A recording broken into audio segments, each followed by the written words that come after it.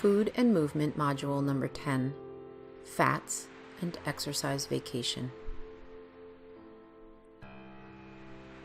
Exercise recovery. Recovery is one of the fitness industry's newest buzzwords, but how it applies to exercise is often misunderstood.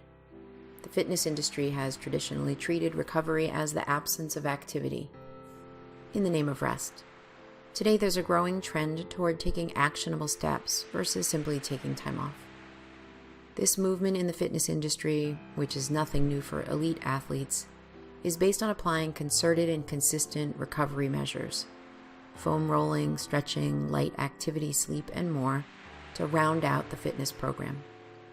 More fitness pros than ever are viewing exercise recovery as integrated with, not tangential to, clients and their own workout programs. The result is better overall performance and health. Recognizing recovery. Strategized exercise recovery is multifaceted. While some techniques like foam rolling and stretching are particularly popular, numerous options exist as outlined below. What you promote might depend on both your clients and your philosophy. Recovery can be seen two ways. The first is muscular, relating to appropriate rest recovery between high intensity and or high volume workouts. The second category involves the central nervous system and how recovery techniques can help clients reduce and manage overall stress, among other benefits. Examples of exercise recovery practices. Planned recovery for you and your clients might involve numerous and various methods based on each person's preferences, training schedule, fitness goals, daily pressures and responsibilities, and overall lifestyle. Your own training style and professional philosophy might also come into play. Here are common recovery techniques. Active recovery practices include stretching, foam rolling, myofascial trigger point release, light exercise, mobility movements, yoga, Pilates, and more.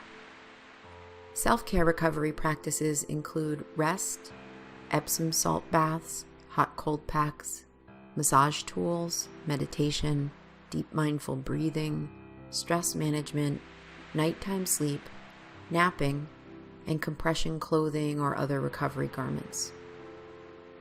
Recovery services could include chiropractic care, physical therapy, massage, acupuncture, infrared sauna, hot and cold therapies, hydrotherapy, cryotherapy, and floating. And nutrition recovery practices include healthy eating, post-workout nutrition, hydration, and supplements. Where recovery starts. Commonly, most people don't pay much attention to recovery until they've unequivocally can't avoid it. Injury and burnout are common outcomes of neglected recovery. If a person continues to place high demands on the body and does not take the proper care of the tissue, breakdown and injury will occur. It seems to be human nature to only start engaging in recovery techniques when we start to feel pain. Why wait for symptoms to occur? A proactive approach involves practicing recovery on a regular basis before injury happens. Fats. Here's a nutritional myth. Fat makes you fat. That is a false assumption. Many people can lose weight for a few months, but most have difficulty maintaining clinically significant weight loss over the long term. According to data from the National Health and Nutrition Examination Survey, only 1 in 6 overweight and obese adults report ever having maintained weight loss of at least 10% for a year. A controlled feeding study with 3-way crossover design conducted in major metropolitan area used 3 different kinds of diet, and physical activity did not vary. The results of this study challenged the idea that a calorie is a calorie from a metabolic perspective. Energy expenditure varied, though physical activity did not. Participants burned 300 more calories a day when eating a high-fat, low-starch diet, compared to the participants who ate the same number of calories on a high-carb diet. In addition to the change in metabolism, there was an improvement in cholesterol, inflammation, and insulin sensitivity for those who ate a high-fat, low-starch diet. The truth to be found in this study is that a calorie in, a calorie out is not the whole story. What you eat matters. It is important to eat good fats and carbs. That means yes to coconut oil and no to corn oil. It means more greens and less white flour. There are many toxic foods out there that the general public is not aware of that need to be avoided to prevent weight gain. Fat is a type of nutrient. You need some fat in your diet, but not too much. Fats give you energy and help your body absorb vitamins. Dietary fat also plays a major role in your cholesterol levels. But not all fats are the same. You should try to avoid saturated fats such as butter, solid shortening, and lard. Trans fats, which are found in vegetable shortenings, some margarines, crackers, cookies, snack foods, and other foods made with or fried in partially hydrogenated oils. By 2018, most U.S. companies will not be allowed to add partially hydrogenated oils to food. Of course, eating too much fat will put on the pounds. Fat has twice as many calories as proteins and carbs. Monounsaturated and polyunsaturated fats are known as the good fats because they are good for your heart, your cholesterol, and your overall health. These fats can help you to lower the risk of heart disease and stroke, lower bad LDL cholesterol levels while increasing good ones, the good HDLs, prevent abnormal heart rhythms, lower triglycerides associated with heart disease and fight inflammation, lower blood pressure, prevent atherosclerosis, which is a hardening or narrowing of the arteries. And adding more of these healthy fats to your diet may also help to make you feel more satisfied after a meal, reducing hunger and thus promoting weight loss. Good sources for monounsaturated fats include olive, canola, peanut, and sesame oils, avocados, olives, nuts like almonds, peanuts, macadamia, hazelnuts, pecans, and cashews, and peanut butter. Good sources for polyunsaturated fat include sunflower, sesame, and pumpkin seeds, flaxseed, walnuts, fatty fish like salmon, tuna, mackerel, herring, trout, and sardines, as well as fish oil, soybean and safflower oil, soy milk, and tofu. Trans fat. Small amounts of naturally occurring trans fat can be found in meat and dairy products, but it's artificial trans fat that are considered dangerous. This is the worst type of fat. It not only raises bad LDL cholesterol, but also lowers good HDL levels. Artificial trans fat can also create inflammation, which is linked to heart disease, stroke, and other chronic conditions, and contributes to insulin resistance, which increases your risk of developing type 2 diabetes. In the US, the FDA is making inroads into outlawing the use of artificial trans fat in commercially prepared food, but it's still important to carefully read food labels. No amount of artificial trans fat is considered safe, so aim to eliminate it from your diet. Primary sources of trans fat include commercially baked pastries, cookies, donuts, muffins, cakes, and pizza dough, packaged snack foods like crackers and microwave popcorn or chips, stick margarine and vegetable shortening, fried foods such as French fries, fried chicken, chicken nuggets, or breaded fish, and anything containing hydrogenated or partially hydrogenated vegetable oil, even if it claims to be trans fat-free. Saturated fat. While not as harmful as trans fat, saturated fat can raise bad LDL cholesterol, and too much can negatively impact heart health. So it's best to consume in moderation. While there's no need to cut out all saturated fats from your diet, most nutrition experts recommend limiting it to 10% of your daily calories. Primary sources for saturated fat include red meat, like beef, lamb, or pork, chicken skin, whole fat dairy products like milk, cream, and cheese, butter, ice cream, lard, and tropical oils such as coconut or palm. Omega-3 fatty acids are a type of polyunsaturated fat that are especially beneficial to your health. There are different types of omega-3s. EPA and DHA are found in fish and algae and have the most benefits, while ALA comes from plants and is a less potent form of omega-3, although the body does convert ALA to EPA and DHA at low rates.